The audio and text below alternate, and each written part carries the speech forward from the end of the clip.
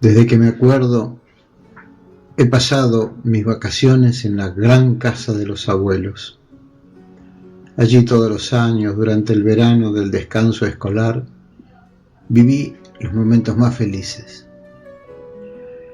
La gran casa era tan distinta al gris del resto del año.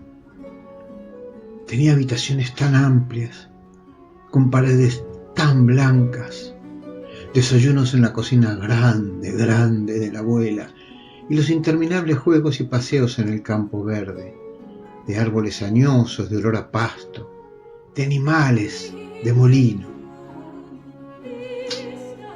Inevitablemente el lugar tan bello y con la permanente disposición de mis abuelos era el centro de reunión de un pequeño grupo de amigos que todos los años compartíamos las traviesas aventuras.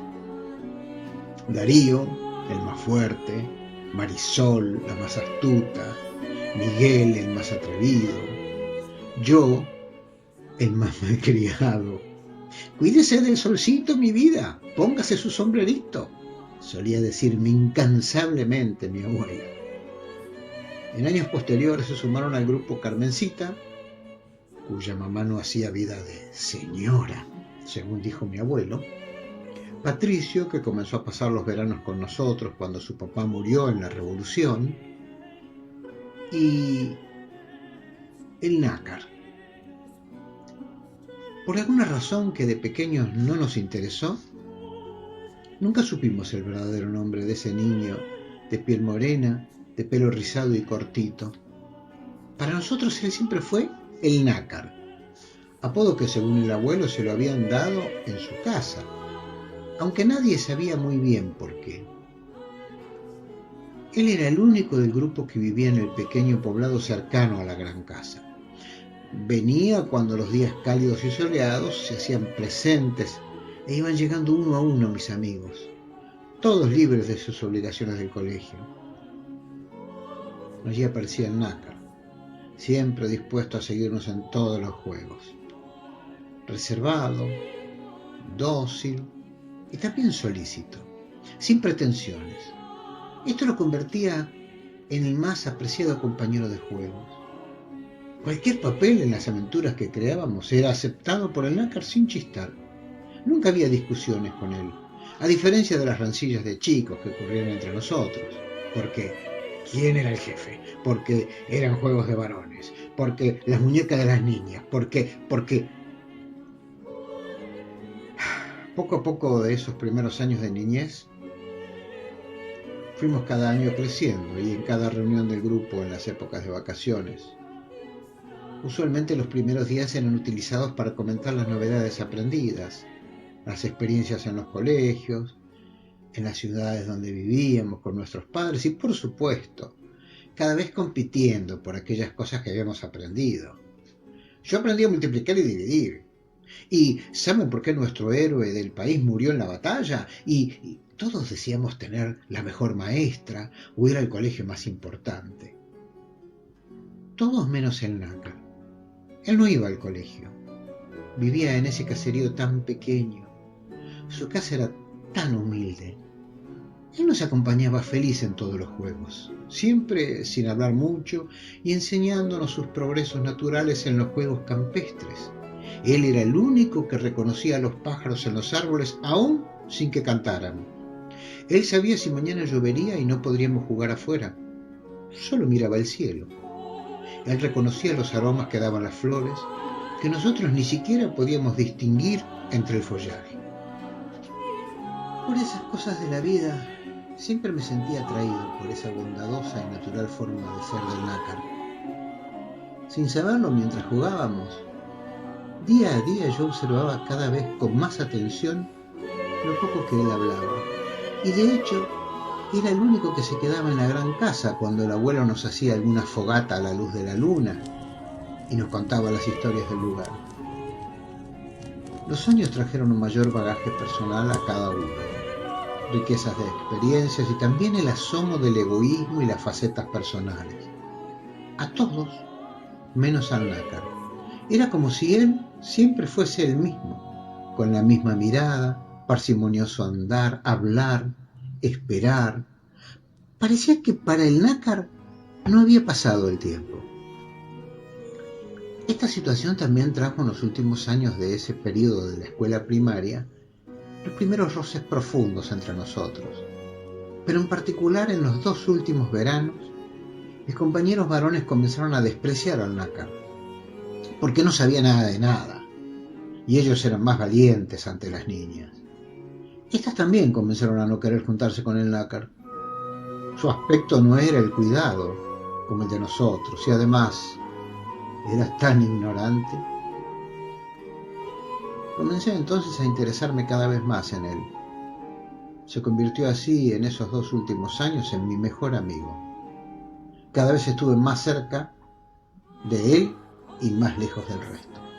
Pero era una amistad unidireccional, porque el nácar siempre era el mismo con todos. Yo no conseguí ningún trato especial. Él era sencillamente bueno y paciente con cada uno. Nunca hubo, fuera cual fuera la circunstancia, una discusión o pelea. Nunca quiso algo que pretendíamos nosotros. Poco a poco comprendí que el nácar vivía en un mundo que nosotros no podíamos ver y menos comprender. Estos 2 últimos años a que hice referencia sirvieron para que las fogatas nocturnas, a las que cuidadosamente yo organizaba con mi abuelo, arreglándomelas para que solo quedase en la gran casa del nácar, fuesen el trampolín para tratar de escuchar su verdadero ser. Así poco a poco y por primera vez, el nácar comenzó a ser protagonista, contándome cada noche lo que sentía. En realidad un mensaje simple, aunque profundo. Él quería conocer el agua. Él soñaba con eso y estaba seguro que un día iba a llegar a conocerla. Esa idea, según decía quedamente, se convertiría en el rey del agua. A mí sus relatos imaginarios de su vida en el agua, porque él cada noche contaba una parte de su vida en el agua, me parecían fascinantes. Podía conocer un mundo que no había experimentado, sino someramente a través de alguna lectura. Las pocas del colegio que yo recordaba solo hablaban de batallas en la superficie del mar o la distribución de los mares en el mundo, pero nunca hablaban de cómo era la vida en las profundidades. Para eso estaba el nácar. Él sabía todo, cómo las piedras del fondo servían de guía a los peces, cómo cuando él caminaba hacia su casa del agua, las plantas del fondo florecían a su paso. Él me explicaba que igual que nosotros sentíamos el viento en la cara jugando en el campo, las corrientes interiores del agua acariciaban también su cara. Con sorpresa y no sin miedo escuché de su boca que al igual que nos asustaban las tormentas del campo, bajo el agua también había tempestades que sacudían sin piedad el mundo interior. La verdad que nunca se me ocurrió preguntarle a él cómo sabía todo esto, pero tampoco nunca dudé de sus palabras. Él no mentía, él contaba lo que sabía. Hasta el abuelo, que más de una vez lo escuchó, quedaba en silencio y sus ojos brillaban al reflejo de la luz de la fogata. Aún recuerdo ese último verano, y en particular los 2 últimos días en la gran casa. Casi dividen mi vida como las eras de la historia universal, en un antes y un después. Un antes de felicidad y encanto, un después de vida seria y responsable.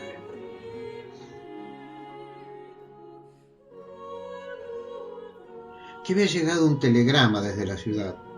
Mi papá ya había arreglado mi ingreso al colegio superior y debía volver a mi casa. La abuela ya estaba preparando mi equipaje. No pude comer más. Mi corazón se estrujó y una angustia nunca antes experimentada invadió mi ser. Quería llorar a los gritos. Yo sabía que me iban a internar en el colegio para que me fuera haciendo hombre y que durante las vacaciones ya no vendría a la gran casa. Supe en ese momento que no vería más a mis abuelos. Mi mundo estallaba en pedazos. Estuve llorando solo bajo un árbol muy delgado mucho rato, hasta que en un instante repentinamente abrí los ojos y estaba a mi lado el nácar. Me miraba fija y compasivamente. No me había visto llorar nunca, salvo esas ocasiones en donde por imprudencia de niño me había lastimado. Sus ojos me preguntaron sin hablar, y así sin necesidad de otra cosa comencé a contarle el porqué de mi tristeza. Él escuchó atentamente y cuando caía la tarde, me dijo con una sabiduría extraña para su edad: no importa si no nos vemos más. Siempre sabrás de mí en tus sueños, y yo sabré de ti en los míos. Yo también me iré. Vos a tu colegio grande en la ciudad grande, y yo iré a mi reino del agua. Desde cada lugar sabremos el uno del otro. No te preocupes, amigo. Mi mejor amigo. Mi único amigo. Caía ya la noche y nos despedimos sin palabras, con nuestras miradas fijas uno en el otro. Él se fue despacito por el camino de vuelta al caserío que se veía a lo lejos como un pequeño puñado de lucecitas. Yo no quise llorar y me metí rápido en la gran casa, y solo por el amor a los abuelos aguanté las cenas sin estallar en llanto. Ya cuando me acosté en mi cama con olor a agua florida de la abuela, me di vuelta rápidamente y por primera vez me olvidé de rezar al Diosito que te mira desde el cielo. Llorando, con los dientes apretados, miré mi maleta preparada para la mañana siguiente. La ropa colgada en la silla, todo listo. Finalmente, muy temprano me iría a mi casa. Dientes apretados, llanto contenido. Con esa angustia trataba infructuosamente de dormirme. Comencé a pensar en los momentos de despedida del nácar y a medida que profundizaba mi memoria en esos hechos, sentí que comenzaba a calmarme. No sé cuánto tiempo pasé esa noche en el cuarto iluminado por la luna, mirando el techo blanco, muy blanco, y tampoco sé si estaba dormido o en los umbrales del sueño, o quizás despierto.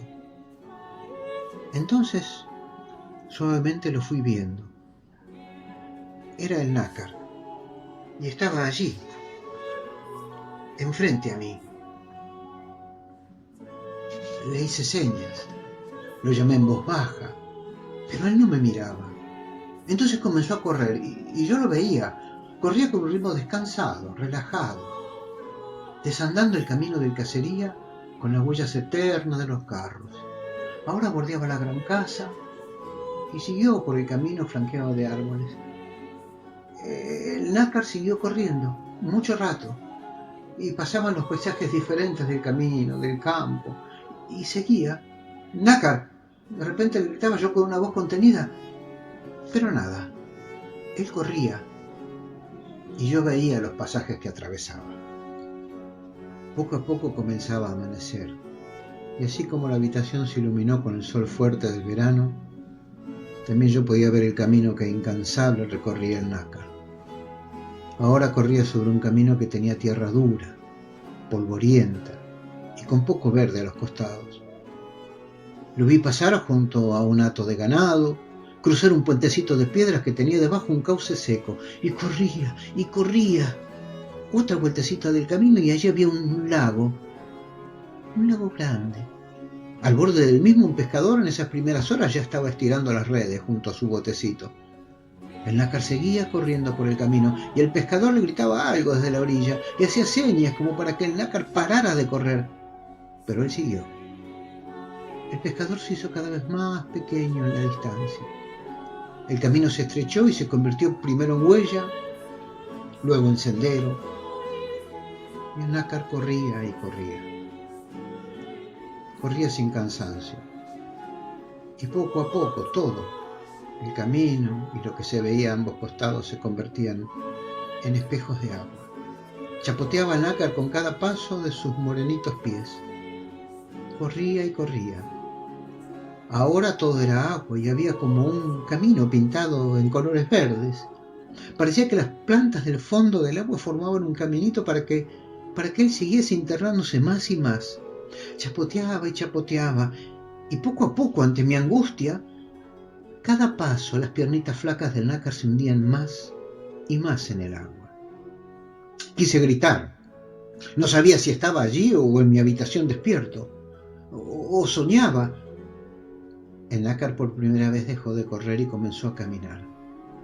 Por primera vez dio vuelta la cabeza y me miró con sus ojos, profundos, llenos de felicidad.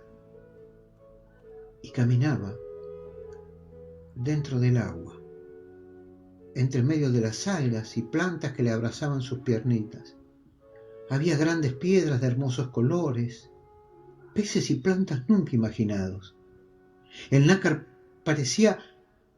No, era allí el rey. Se lo veía con una magnífica dignidad que yo no lo conocía en él. Yo no entendía cómo no tenía miedo. Mi angustia dejó paso a una sensación de paz. El nácar me miraba parado al lado de una piedra brillante y rodeado de plantas que danzaban y se entrelazaban entre sus piernas. Mi ángel de niño comprendía que él estaba en medio de la paz que siempre anheló. Mi mente de joven sentía en cambio miedo por la suerte del amigo. Su visión se fue alejando, siempre con su mirada buena. El mismo correr del agua me volvió brumosa su figura, hasta que finalmente perdí todo el contacto. Me senté en la cama, ya era hora de levantarme y partir. Pero había sido un sueño, una realidad. El coche, muy moderno, recorrió con dificultad las estrechas calles del pueblito. Paró en la iglesia y un señor muy atildado se bajó de él. Quedaron dentro del auto una señora y dos niñas pequeñas. El señor miró hacia el extremo norte del pueblo, hacia donde subía el camino, mirando un monte que cobijaba entre los árboles la construcción muy blanca de una casa grande, muy grande. Volvió su cabeza hacia el auto e intercambió una seña de amor y espera con la señora. Subió los escalones y entró a la antigua iglesia. Pasó el salón y por la izquierda del altar atravesó la cámara del párroco, desembocando en un pequeño huerto. Allí, sentado leyendo un antiguo libro de oraciones, estaba el curita, viejito como el pueblo mismo. ¿Cómo está, padre? Buenas tardes, señor. Sé que no se puede acordar de mí. Yo venía a la casa de don Granate en mis vacaciones. Soy su nieto. Por supuesto, mi hijo. Mi viejo amigo Pedro Granate, pionero de estos lugares. Y claro, de ti me acuerdo como un pequeño bandido que corría en el parque de la gran casa. Ha pasado tiempo, ¿verdad? Así es, padre. Pero estoy solo de paso en un viaje más largo y quisiera pedirle un favor muy personal. El señor, que ya era doctor, dudó un instante. Me gustaría saber si usted tiene memoria o sabe algo de un chico de este pueblito, un chico al que llamaban el nácar. Pues sí, hijo, sin dudas. Hace muchos años sus humildes padres vinieron a verme luego de 2 días en que el niño no había regresado a su casa. Tardaron en darse cuenta porque entre 9 hermanos, imagínate. Se organizó una búsqueda con los vecinos, pero sin resultados. Alguien que viajó mucho tiempo después hacia el lago nos contó al regresar que unos pescadores habían visto pasar un niño corriendo y que a pesar de sus gritos se internó en el agua. La parte honda, quizás fantasía de los pescadores. La cuestión es que nunca supimos de él. Desgraciadamente, ¿verdad? Luego su madre pidió una misa por su espíritu. Apesadumbrado, el doctor respondió: Ya, entiendo, gracias, padre. Y dígame, por favor, ¿usted recuerda el nombre verdadero de ese niño? Por supuesto, hijo de la familia más pobre de aquí, pero fervientes creyentes. Ángel Rey, por todo nombre y apellido. ¿Sí? Le llamaban el nácar porque siempre contaba historias de un mundo imaginario debajo del agua. Que Dios lo bendiga. El auto marcha lentamente por el camino hacia el norte. Las niñitas duermen. La esposa acompaña con amoroso silencio los momentos en que el doctor, que ya es un hombre, siente que unas lágrimas atrevidas le ruedan por las mejillas y otras invisibles por el corazón, mientras musita casi imperceptiblemente: Padre nuestro que estás en los cielos.